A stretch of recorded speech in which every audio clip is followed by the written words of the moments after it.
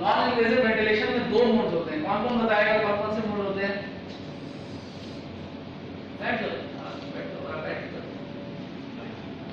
कौन कौन से मोड्स होते हैं नॉन इन्वेसिव वेंटिलेशन के?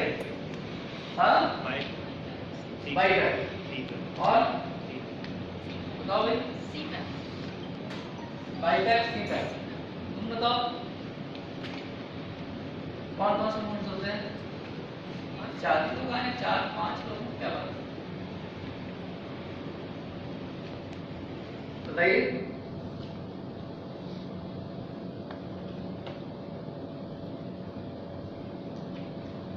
बताओ नीरज, नॉन इन्वेसिव वेंटिलेशन के कितने मोड्स होते हैं? नहीं मालूम? कल बताया क्या होगा? देखो ऐसा क्या होता है नॉन इन्वेसिव वेंटिलेशन में, करते क्या है बेसिकली, बताओ।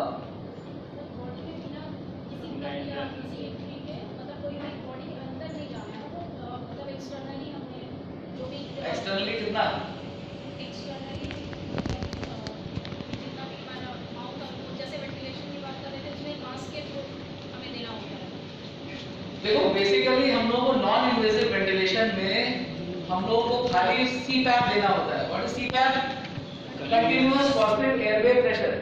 जब कंटीन्यूअस पॉजिटिव एयरवे प्रेशर देना होता है तो हम लोग कंटीन्यूअस पॉजिटिव एयर प्रेशर देने से क्या अचीव करते हैं?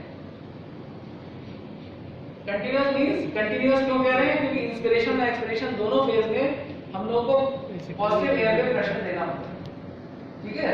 तो कंटीन्यूअस पॉजिटिव एयरवे प्रेशर तो हम लोग क्यों कह रहे हैं कंटीन्यूअस पॉजिटिव? क्योंकि हम लोग को इंस्पिरेशन और एक्सपिरेशन दोनों में पीक मेंटेन करना है, पीक एंड एस्पिरेटरी फ्लो, ठीक है।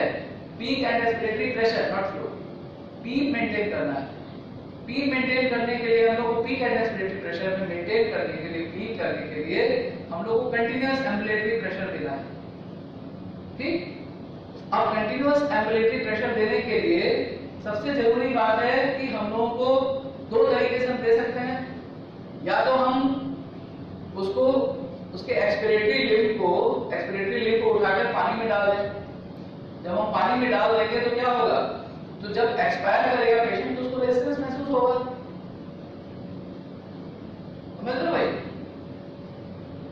अगर पेशेंट एक्सपायर करेगा तो उसको रेजिस्टेंस महसूस होगा, फ्लूइड का रेजिस्टेंस मिलेगा, तो फ्लूइड के रेजिस्टेंस से उसका positive end expiratory pressure achieve हो जाएगा। तो हम लोग क्या करते हैं?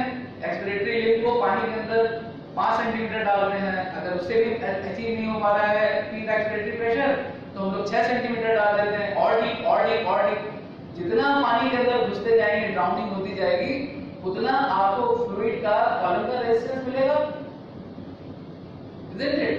तो उतना ही आपका सीपैप बढ़ता जाएगा, पीक बढ़ता जाएगा। एक तो ये तरीका है।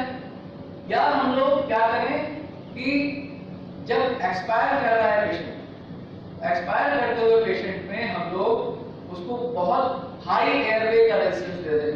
हाई एयरवे रेजिस्टेंस कैसे दे सकते हैं?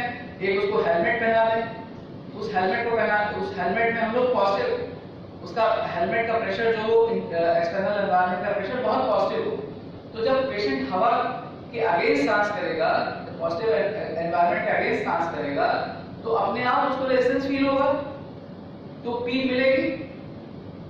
या फिर हम एक high flow nasal cannula, high flow क्यों बोल रहे हैं? क्योंकि नॉर्मल फ्लो ज्यादा से ज्यादा आप 6-8 रख सकते हैं, लेकिन 15 से 20 का high flow nasal cannula, 15 litre पर मिनट, 20 लीटर पर मिनट, बहुत हाई फ्लो से हम लोग हवा देंगे। तो आप देखेंगे कि आपने देखा होगा कि साइक्लोन जब आता है, आंधी आती है, साइक्लोन आने वाला है, तो जब साइक्लोन या आंधी आने वाली होती है तो आप उसके अगेंस्ट खड़े हो जाते हैं। अगर तो आप सांस नहीं ले पाते, सांस लेने में आपको रेजिस्टेंस लगती है। तो उसी तरीके से हाई फ्लो नेजल कैनुला में जब आप बहुत तेजी से एयर अंदर डालेंगे तो and when you will breathe expire against that flow, that will create end expiratory positive pressure, ठीक है। तो ये दो तरीके हैं जिससे आप पीक यूज कर सकते हैं। या तो आप फ्लूइड से अंदर उसके डालकर पॉजिटिव एंड एक्सपिरेटरी प्रेशर दें, तो हम लोग उसको बबल सीपैप बोलते हैं। या सीपैप मशीन के हेलमेट जो हो या सीपैप मशीन ऐसी हो जिसमें आप एक्सपायर करें तो उसको प्रेशर मिले, रेजिस्टेंस मिले, ठीक है। या फिर आप हाई फ्लो नेजल कैनुला लगाते हैं, तो हम लोग ये हाई फ्लो नेजल कैनुला के लिए भी इक्विपमेंट्स आते हैं HHFNC। HH means heated humidified high flow nasal cannula, और उसको हम लोग दूसरा नाम होता है उसका एयरबो 2। Heated high flow nasal cannula is HHFNC is a mode of giving positive anti-expiratory pressure, CPAP। तो इन दो तरीके से हम लोग HHFNC and bubble CPAP, इन दोनों तरीके से हम लोग we can give peak, ठीक है। बाईपैप में क्या होता है, बाईपैप में इंस्पिरेटरी प्रेशर भी बढ़ जाता है, जब इंस्पिरेशन कर रहा होता है तब भी उसका एक एंड एक्सपिरेटरी प्रेशर मेंटेन रहता है, रेजिस्टेंस मेंटेन रहता है, और इसके अलावा एक्सपिरेशन तो मेंटेन रहता ही है। तो बाईपैप में इंस्पिरेशन और एक्सपिरेशन दोनों में हाई एंड एक्सपिरेटरी प्रेशर की वजह से it is known as BiPAP, ठीक। और बाईपैप में एक फैसिलिटी और होती है, क्या होती है फैसिलिटी का, क्या सीखी, एक फैसिलिटी और होती है, if the patient is not breathing initially, बीच में एपनिया अगर एपिसोड्स आ रहे हैं, then BiPAP can give an increased breath, additional assisted breath भी दे सकता है बाईपैप, ठीक है। तो बाईपैप के दोनों फंक्शंस हैं। आजकल सीपैप में भी ऐसा होने लगा है नॉन इन्वेसिव वेंटिलेशन में कि अगर सीपैप में अगर आपको लग रहा है कि पेशेंट का प्रेशर लो हो रहा है, तो ऐसे प्रेशर में आओगे, अगर पेशेंट का प्रेशर लो हो रहा है तो बाईपैप मशीन उसको आइडेंटिफाई कर लेगी और एक एडिशनल ब्रेथ दे देगी, ठीक। इस बात को ध्यान रखें, एक एडिशनल ब्रेथ देकर बाईपैप मशीन कंट्रोल कर लेगी इसको, ओके। तो ये दो चीजें आपका पीक मेंटेन करती है। अब हम लोग इसके आगे बात नहीं करेंगे, बस एक चीज आपसे पूछेंगे, what is a important clinical feature for which BiPAP can be given, BiPAP के लिए आवश्यक चीज क्या है, वो होना जरूरी है, तो अदरवाइज आप BiPAप नहीं दे सकते, आप BiPAप नहीं लगा सकते। बताओ, हाँ, पेशेंट शुड बी कॉन्शियस, ठीक है। कॉन्शियस से भी ज्यादा, कॉन्शियसनेस से भी ज्यादा अनकॉन्शियस पेशेंट भी ब्रीथ कर सकता है। अनकॉन्शियस पेशेंट आपने देखे होंगे कोमा में जो कि ब्रीथ कर सकते हैं। क्या सबसे जरूरी चीज होती है कि आप उसको नॉन इन्वेसिव वेंटिलेशन दें, कोऑपरेटिव होना चाहिए, नॉट एग्जैक्टली,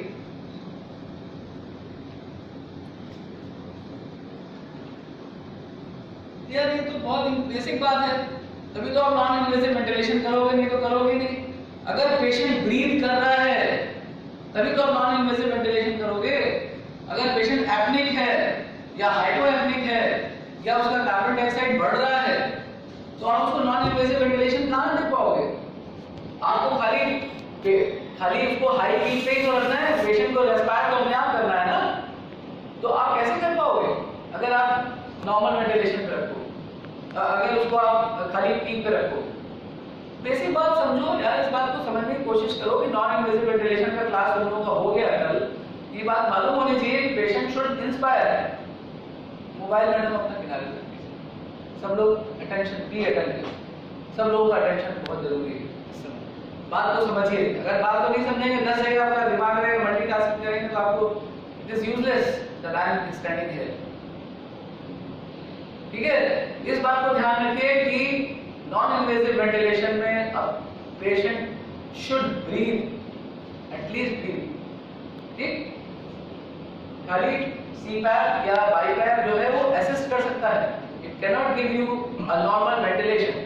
तो आप नॉर्मल वेंटिलेशन देने के लिए Mechanical ventilation or invasive ventilation is the mode by which you can give a patient spontaneous breathe, replace spontaneous breathing. It can replace spontaneous breathing. ठीक है? अच्छा, अब इसके बाद एक जरा पॉइंट करना ले लेते हैं।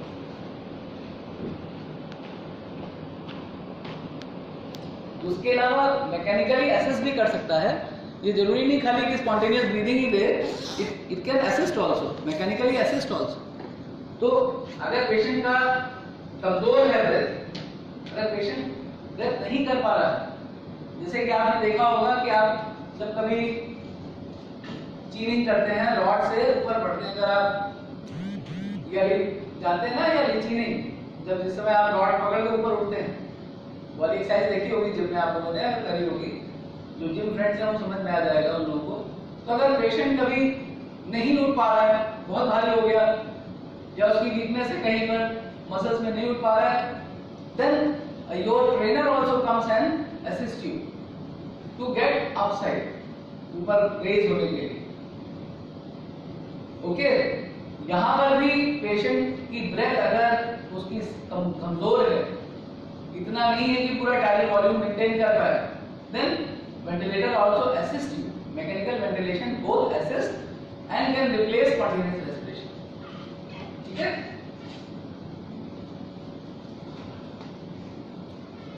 What are the indications? कब हम लोग नॉन इन्वेसिव वेंटिलेशन से इन्वेसिव वेंटिलेशन पे जाएंगे? देखो, non invasive ventilation is a big no no for COVID patients. क्यों? Because it will produce a high amount of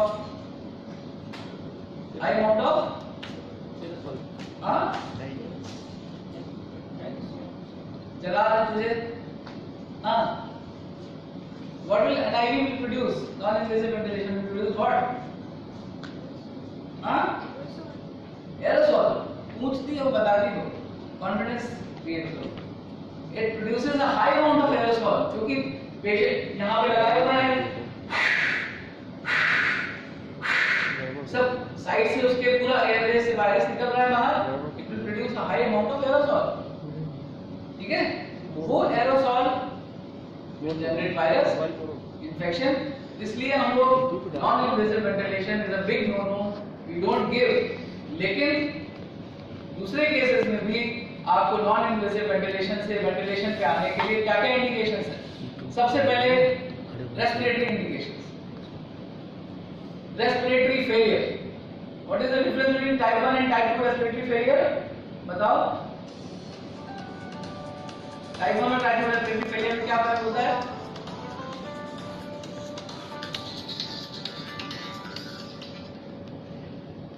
बेटा तुम बिल्कुल नहीं पढ़ रहे, फिजियोलॉजी अगर नहीं पढ़ोगे तो कैसे समझोगे आगे?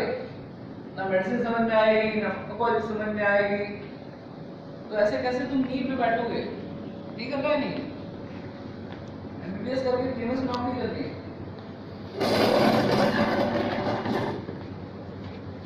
You are not attentive also, you are not punctual also, हमेशा तुम लेट आ जाती हो।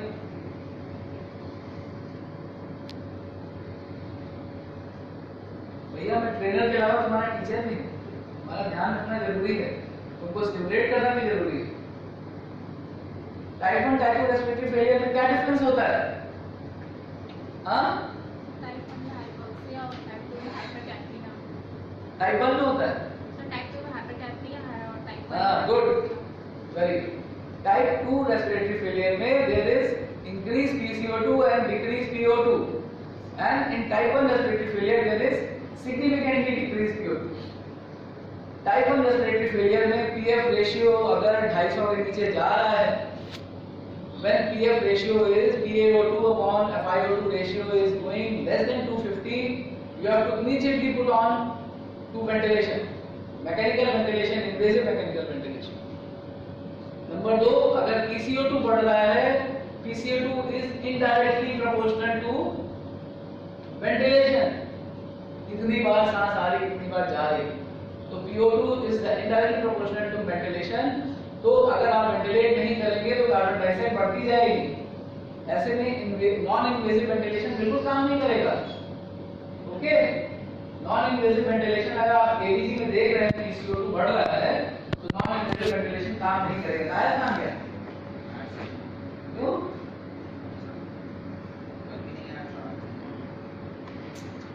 चलो ओके, तो पहला हो गया रेस्पिरेटरी कॉज में रेस्पिरेटरी फेलियर। दूसरा कॉज ARDS, सारी patient is coming along with sudden acute respiratory infection। सारी ये ILI क्या होता है? ILI क्या है? कई जगह लिख के आ रहा है ना हम लोग के नहीं ILI, what is ILI? Lung injury.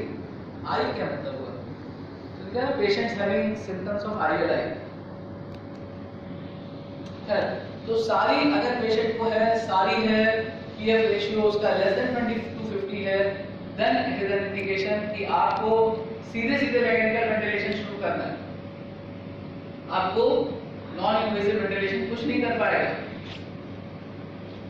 इसके अलावा एक वर्क ऑफ ब्रीथिंग, सारी में ही होता है ऐसा, when there is increased work of breathing, there is significant tachypnea, retractions। आपने डाउनीज स्कोर करा होगा, डाउनीज स्कोर में वर्क ऑफ ब्रीथिंग अगर 7 के ऊपर है, 7 के ऊपर है डाउनीज score, then it is an indication that you have to put on invasive ventilation, not on non-invasive ventilation। इस बात को ध्यान रखिएगा, ठीक है? Type 1 respiratory failure, type 2 respiratory failure, सारी along with increased work of breathing is an indication, respiratory indications जिसमें कि जरूरी है वेंटिलेट करना। इन्फ्लुएंजा लाइक इलनेस, हाँ ILI मतलब influenza like illness, influenza like, so that is red tag basically। दूसरा indication cardio respiratory के बाद आलो नायर, कहाँ चले गए थे यार? सर वहाँ बुला लिया था सामान देने के लिए। अच्छा, तो हमने तुम्हें रिक्वायरमेंट बोली थी ICU में नहीं बताई, आज बता देना बेटा, ठीक है? हमको देना है रिक्वायरमेंट, क्योंकि कभी भी आइसोलेशन में मरीज आ सकता है तो मुश्किल हो जाएगी हमारे लिए भी तुम्हारे लिए भी। रिक्वायरमेंट में सब कुछ लिखकर हमको आज एक टेंटेटिव लिस्ट दे दो, मैं अप्रूव कर दूंगा उसको, फिर उसको प्रिंसिपल साहब को दे दूंगा। तो ठीक है, अब कार्डियोवैस्कुलर इंडिकेशन क्या है? persistent hypotension along with best inotropic support। अब inotropic support दे रहे हैं, उसके बाद भी पेशेंट को सेप्टिक शॉक पेशेंट है and there is congestive heart failure, there is decreased injection fraction, ejection fraction decrease हो रहा है, आपको ऐसे में कभी भी नॉन इन्वेजिव वेंटिलेशन नहीं देना है, आपको सीधे सीधे इन्वेजिव वेंटिलेशन को स्टार्ट करना है, ठीक है? इसके अलावा न्यूरोलॉजिकल कॉजेस क्या हो सकते हैं? कोई भी रेस्पिरेटरी इलनेस किसी भी वजह से, जीबी सिंड्रोम का नाम आपने सुना होगा, ग्यावाली सिंड्रोम, एक्यूट पॉलीवालाइटिस, मॉर्फिन पॉइजनिंग, ठीक है? मॉर्फिन पॉइजनिंग में क्या होता है? भाई देयर इज रेस्पिरेटरी इलनेस, बताओ भाई, भाई there is respiratory illness in morphine poisoning.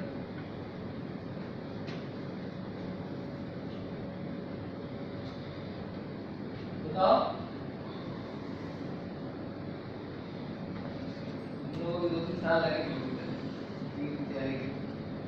Morphine poisoning is a central respiratory depression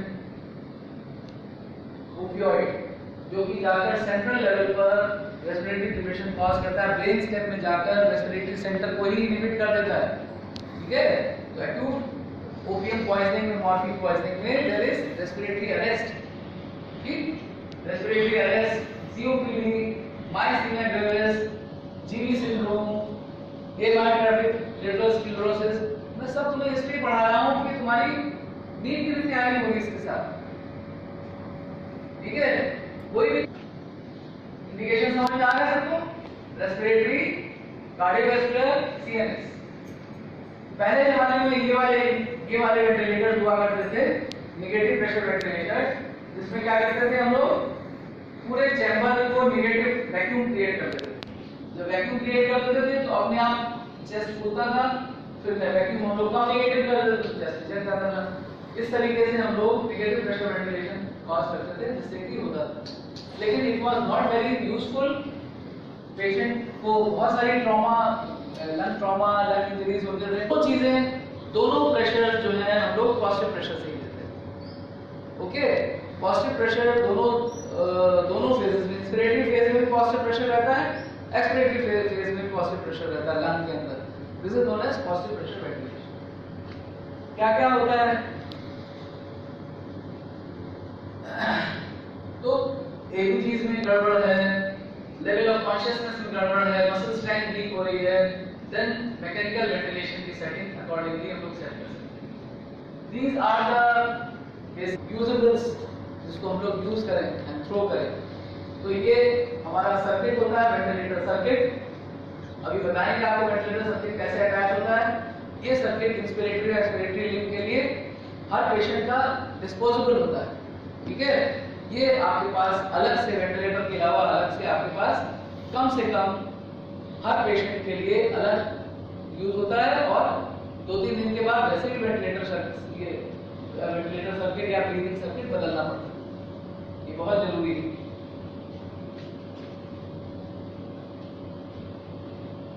air filters ये भी डिस्पोजेबल होते हैं। These are peripherals accessories of computer.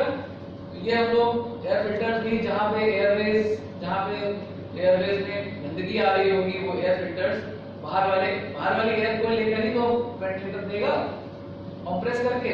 तो वो जहाँ पे भी एयर अंदर घुस रही है, जहाँ पे एयर बाहर निकल रही है, वहाँ पे इस तरह के एयर फिल्टर्स लगा के वी डिक्रीज द पॉल्यूशन। ये माउंट कैथेटर्स होते हैं। जब हमें वेंटिलेटर को के छोटा पड़ रहा है या दूर ले जाना है, वेंटिलेटर पे एडिशनल सर्किट लगाना है, तो हम लोग ये लगाकर पेशेंट का एंडोट्रैकियल ट्यूब यहाँ से कनेक्ट कर सकते हैं।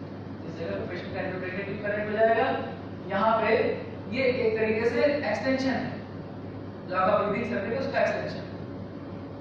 फ्लो सेंसर्स बहुत जरूरी है। ये भी कंप्यूटर डिस्पोजेबल्स होते हैं। यहाँ पे इस जगह पे ये फ्लो सेंसर लगा हुआ है। फ्लो सेंसर क्या डिटेक्ट करते हैं? इंस्पिरेशन में और एक्सपिरेशन में फ्लो नॉर्मल आ रहा है कि नहीं आ रहा। अगर पेशेंट इंस्पायर कर रहा है, पेशेंट की ब्रीदिंग चल रही है और कंप्यूटर का सेंसर लगा हुआ है, तो फ्लो सेंसर से कंप्यूटर डिटेक्ट कर लेगा कि पेशेंट के फ्लो में कमी आई है, पेशेंट फ्लो अपना जनरेट नहीं कर पा रहा है। ऐसे करना चाहिए। लेकिन अगर पेशेंट वीक है या पेशेंट टॉक्सिक है या पेशेंट रेस्पिरेटरी फेलियर में जा रहा है, तो उसका फ्लो नीचे हो सकता है। तो कंप्यूटर अपना एक फ्लो एडिशनल फ्लो दे देगा, जिससे कि एडिशनल ब्रेथ दे देगा, जिससे कि असिस्ट होगा वेंटिलेशन। तो ये फ्लो सेंसर्स नहीं लगे होंगे तो ना टेक्निकल फॉल्ट पकड़ पाएंगे, ना ही पेशेंट की फॉल्ट पकड़ पाएंगे कि फ्लो में गड़बड़ी हो रही है कि नहीं। ये फ्लो सेंसर्स जिस जगह पर जहां पर पेशेंट का कनेक्शन होता है, जहां पे पेशेंट कनेक्शन होता है वेंटिलेटर का इंटरफेस, पेशेंट वेंटिलेटर इंटरफेस, उस इंटरफेस पे इसको लगा दिया जाता है and it detects the flow of the air. ठीक, अब देखिए ये है हमारा वेंटिलेशन।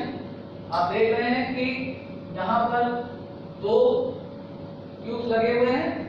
ये 2 ट्यूब्स जो ट्यूब है, ये 2 ट्यूब्स में से एक ट्यूब इंस्पिरेटरी लिंब का है, बाहर वाला, this is inspiratory limb.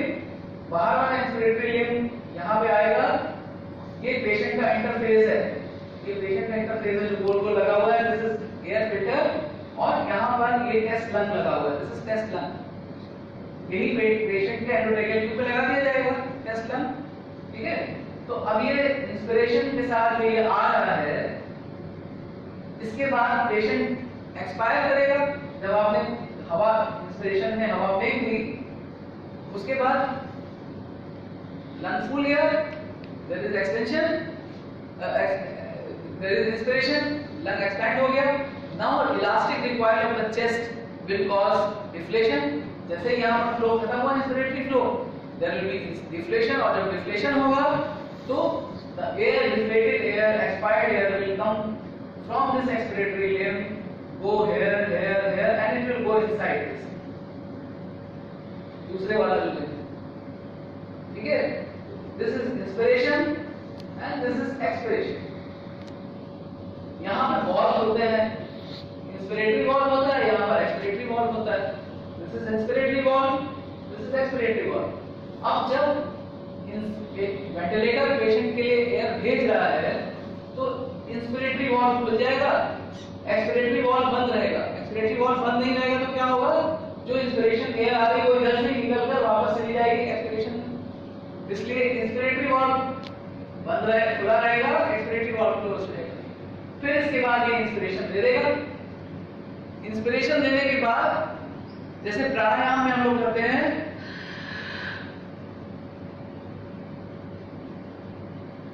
we will pause ourselves.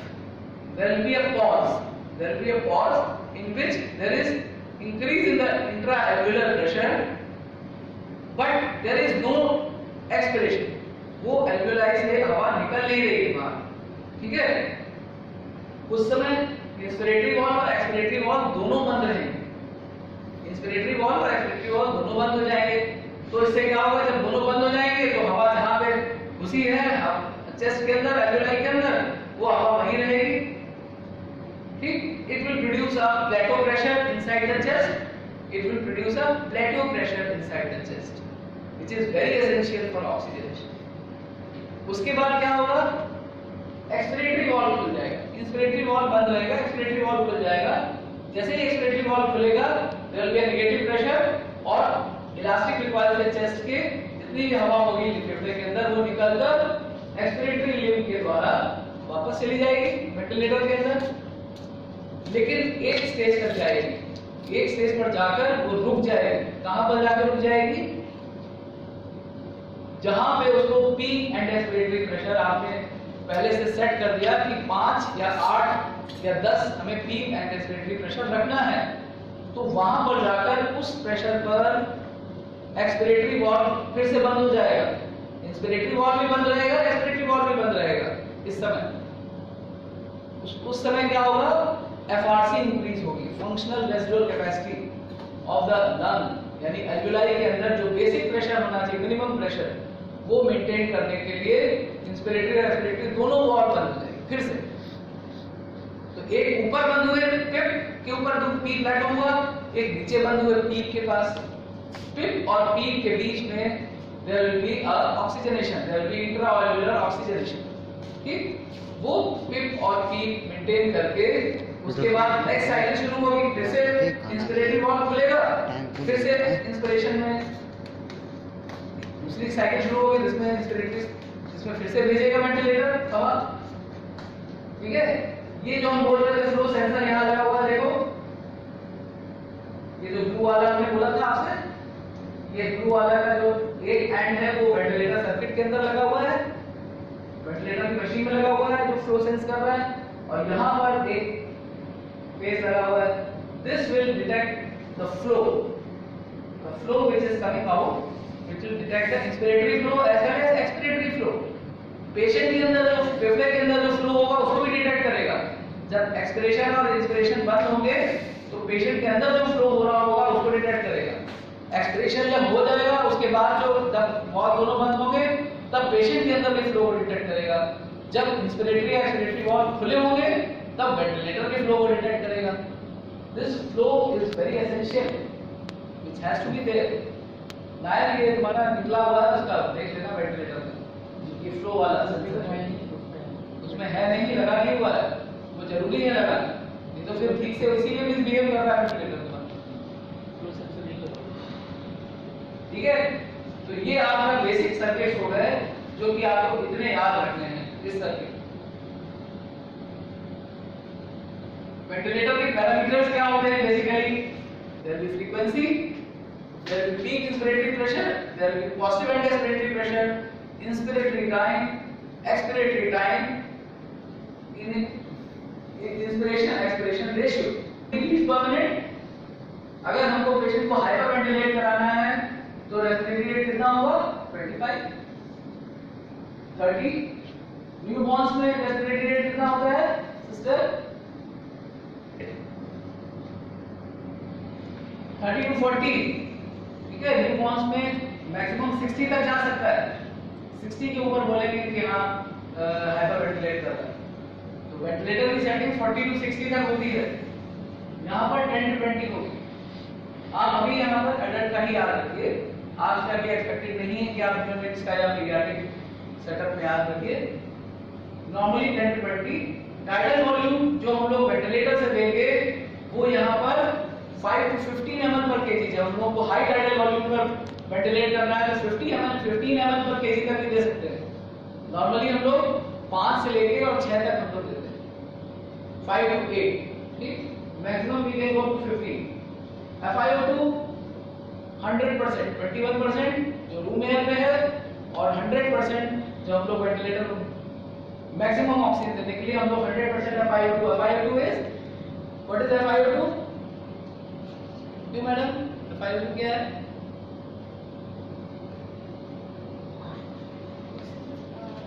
हाँ,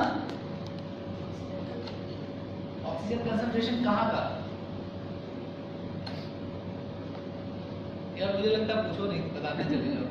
हाँ, अरे एकदम मैंने पहले दिन मैंने ही बताया था, कल तो फिजियोलॉजी पूरा एकदम डिटेल में फिजियोलॉजी में बात हुई, पहले दिन से बात हो रही है FiO2, उसके बाद भी आज तुम नहीं बता पा रहे हो। हम training you not gate certificate, ध्यान रखिए। अगर आप पढ़ाई नहीं करेंगे, आप यहाँ पर मस्ती करने आए हैं, टाइम पास करने आए हैं, तो आप will not get the certificate. This is wrong. बताओ भाई, कोई जने बताओ क्या है FiO2? What is FiO2? Fraction of inspired oxygen. Inspiration में जो ऑक्सीजन ले रहे हैं दैट इज FiO2। जब हम इंस्पायर कर रहे हैं नॉर्मल, इस समय हम लोग कितना FiO2 लिए हुए हैं? हाँ, कितना है FiO2 हमारा अभी बताओ? ये बताओ ना, जल्दी बताओ भाई। ये बताओ यार, तुम लोग बताओ। शी इज तुमने बीएससी करा है, बीएससी नर्सिंग, तो बताओ तुम एमबीबीएस कर चुके हो। I am not comparing, I don't want to compare, लेकिन तुम यार अपना तुम लोग स्टिमुलेट तो हो यार, कम से कम किसी लेवल पर तो स्टिमुलेट हो यार। इतनी बात हो चुकी है, अभी तुम वेंटिलेशन पढ़ने जा रहे हो, रियलाइज नहीं हुआ आगे करके। अब सोचो क्या चीज करनी है, इतना बेसिक चीज पढ़ा है, ये इतना कोई नहीं पढ़ाएगा, अभी तक हमें किसी ने नहीं पढ़ाया है इतना बेसिक। अब अगर तुम एबीसी दिया हमको डिप्रेस हो जाएगा, 5 लोग बैठे हैं उनको। अगर ये अभी आपने अगर सीरियसली देख लिया, ये पढ़ लिया, तो ये समझिए हमेशा के लिए आपको हो जाएगा। तो आप सोचोगे कभी कभी कोई आपको पढ़ाए सब्जेक्ट से कितना होना चाहिए नीरज? हाँ, क्यों 21%? स्टार्ट होता है क्योंकि अगर पेशेंट को बढ़ा के एफर्ट देने की जरूरत नहीं है, उसको एटमॉस्फेयर प्रेशर दे देते हैं, उसकी वजह से एटमॉस्फेयर गुड। देखो वो बेचारा कितने दिन हो गए उसको करे हुए, उसने he has done MSc in pharmacology and he was a BHMS student। BHMS थे ना? BMS। हाँ, BMS का स्टूडेंट MSc फार्माकोलॉजी करा हुआ है,